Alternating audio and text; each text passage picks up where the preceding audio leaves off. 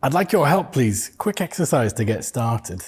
I'd like you to think of 3 things you're really bad at, you're terrible at. And when you've got them, put your hand up. Don't worry, I'm not going to ask what they are. You don't have to tell me.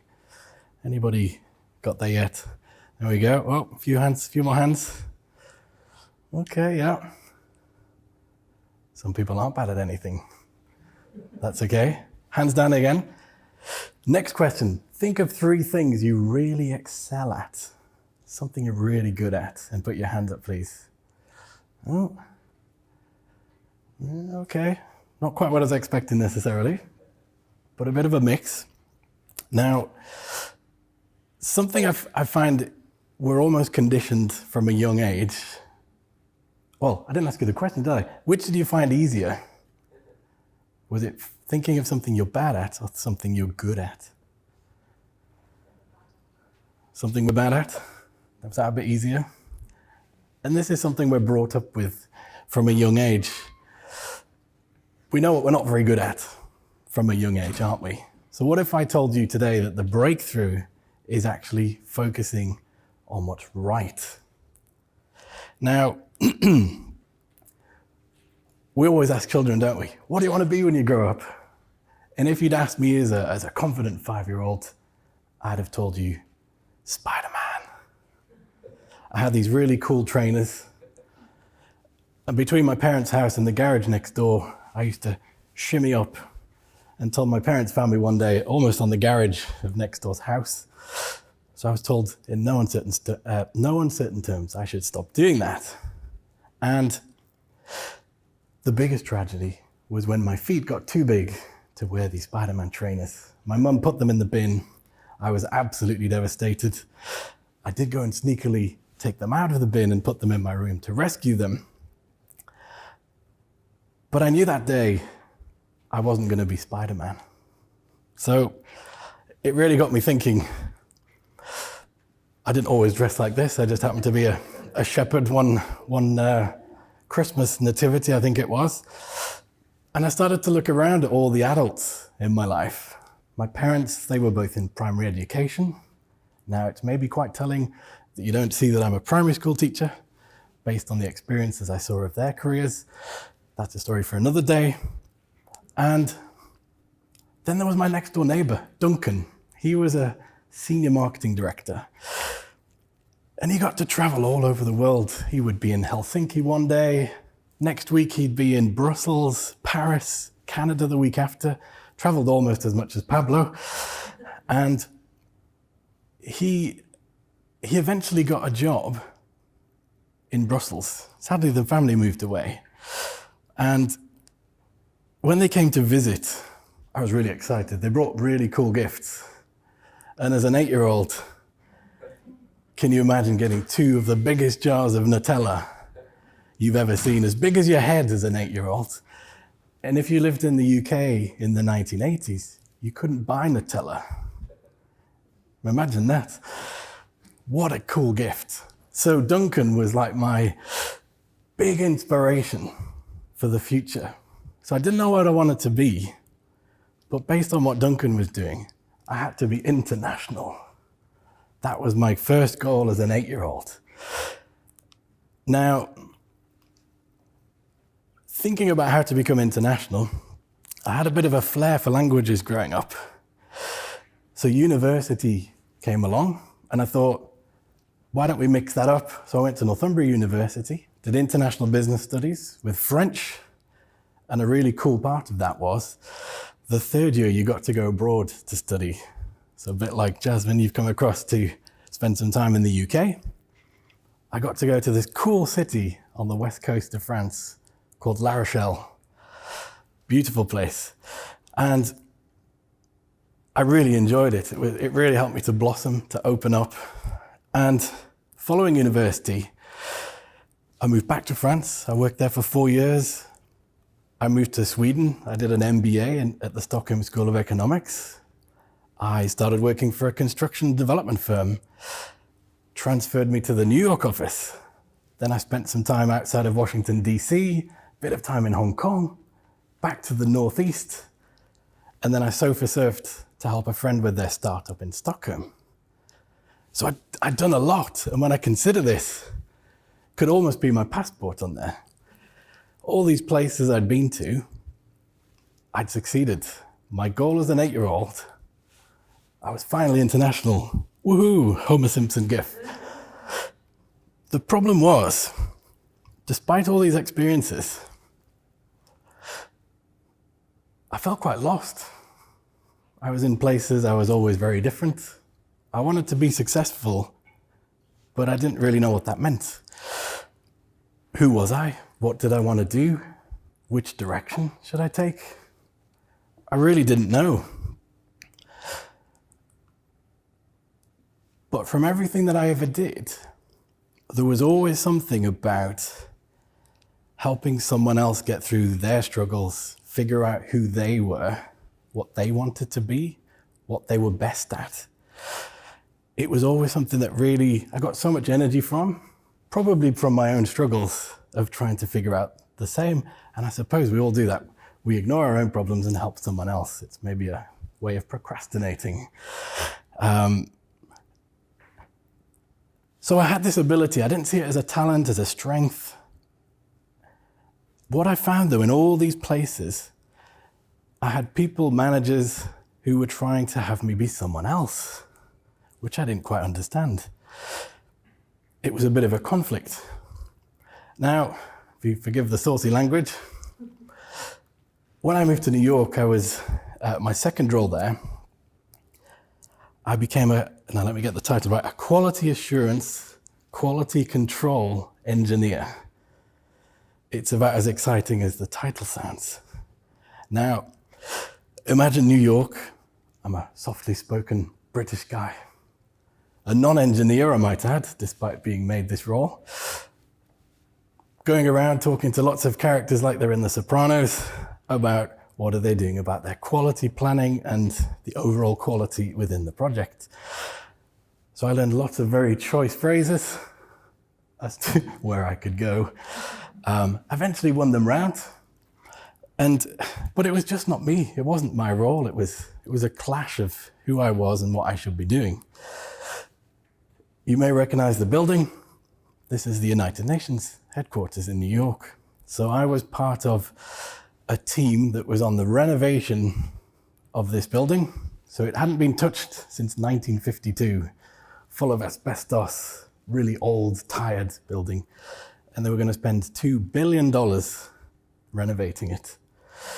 And there were 12 sub-projects on this. So I'd go around, meet everybody, and I started to see lots of challenges, lots of problems. Mobilizing projects was creating chaos. Morale was not particularly good.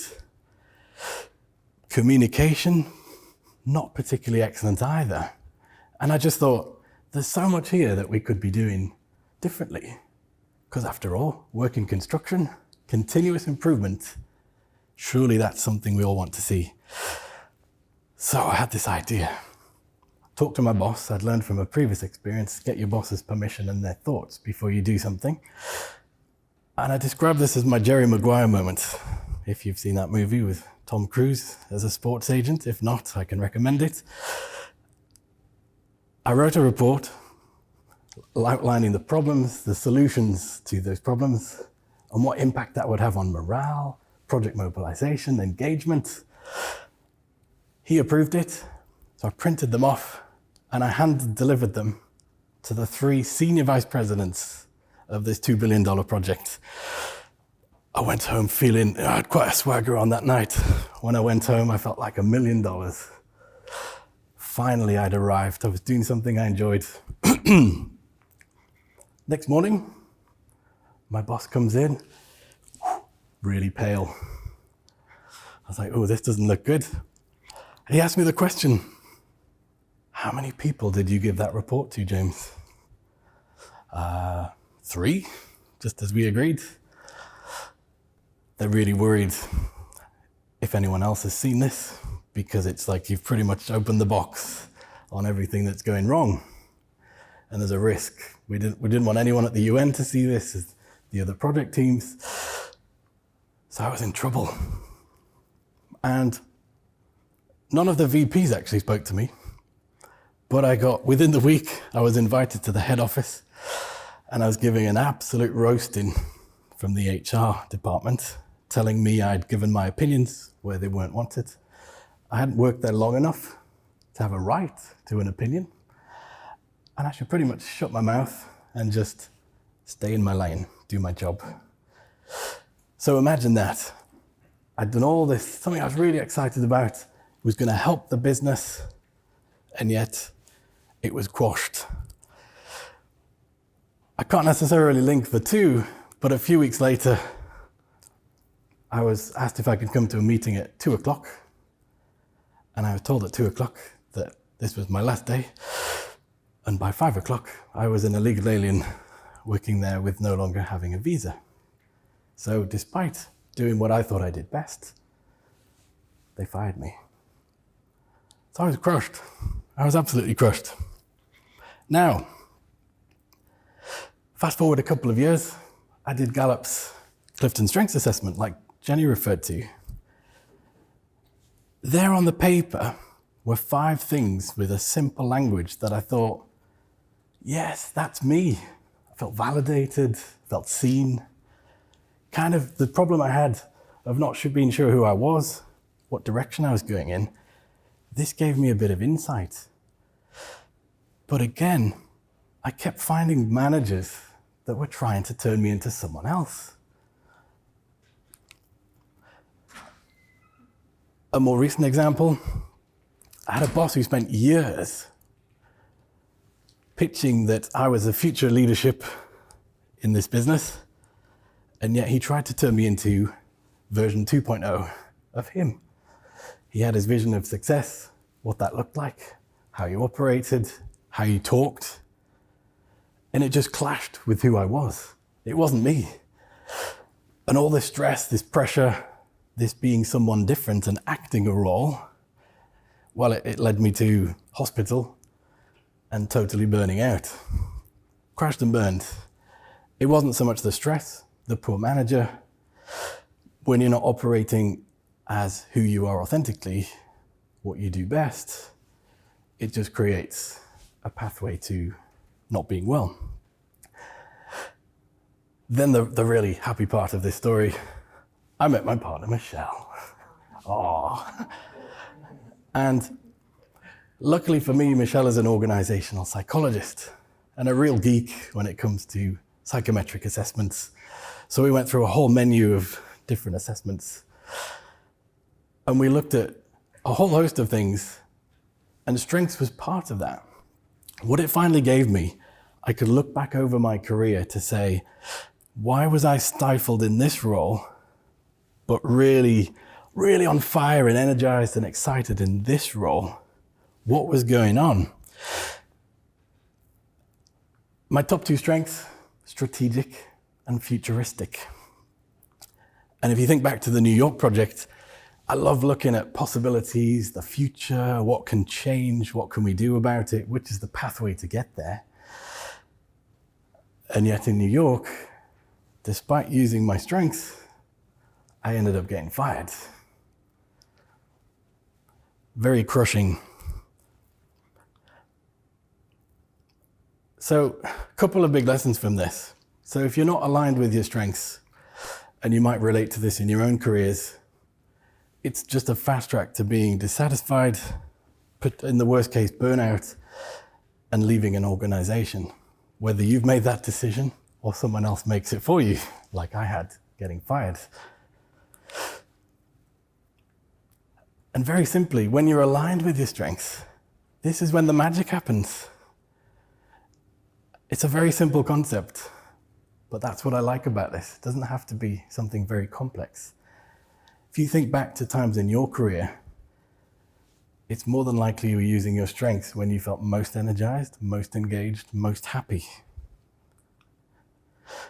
An example of this, so I told you I worked in France. So I used to manage a few hundred properties in the West Coast. And I had this idea, the sales division, they only sold new build properties. So I went to Laurent and I'd said, what do you do when you've not got anything to sell? You've taken in millions here and then you've got 18 months with absolutely nothing. Surely you should be selling existing property. He liked the idea, saw the value, saw my potential, and I ended up going to work for him. And he was a really great boss. And that decision was from an idea to what now he has several offices that have come out of someone who believed in me and what I could offer. What a difference. From all of this, all of my struggles, being lost, trying to figure things out, it led me to, a lot of people have said, you should be a coach, James. You'd probably be really good at that because you've done all of these different things. So I trained with Gallup. I became the certified strengths coach because I figured that what I enjoyed previously, if you remember that slide, helping others really figure out who they are, what they're good at, and what should they do with that in their lives. This is why I went with that. And there's some really interesting research that you'll have no doubt seen quoted in the press from Gallup in the State of the Workplace report. There's only 23% of global employees engaged in their work. Those who feel involved, those who are thriving. 62% not engaged, so they're in the middle, coasting, not perhaps really thriving. And at the bottom, 15% who are actively disengaged. So those who are quietly quitting, looking at the holiday websites or looking at jobs when the boss isn't around, and potentially creating a more toxic culture within the rest of the team. And further research from this is a really good book called It's the Manager. They found that 70% of the variance in employee engagement is directly linked to a person's manager. So imagine one person has a huge effect on how you feel day to day in your role. If you think back, just like in my stories, if you're at a low point, it was always linked to a poor manager who wasn't looking out for me, what I did best, and directing it meaningfully. Compare that to the great boss like Laurent. He was doing that. The bosses I had, they were humble enough, strong enough in character, they knew themselves to not feel threatened by somebody else. A huge, huge impact. It's a bit of a grainy photo. When I think about leadership, this is me at 2 years old, helping my dad in the garden. And I always quote him as my example of what I think a great leader was. I think my dad was ahead of his time he was a head teacher in a primary school, and he had a real gift for helping people feel heard, to feel valued, to help them do what they did best.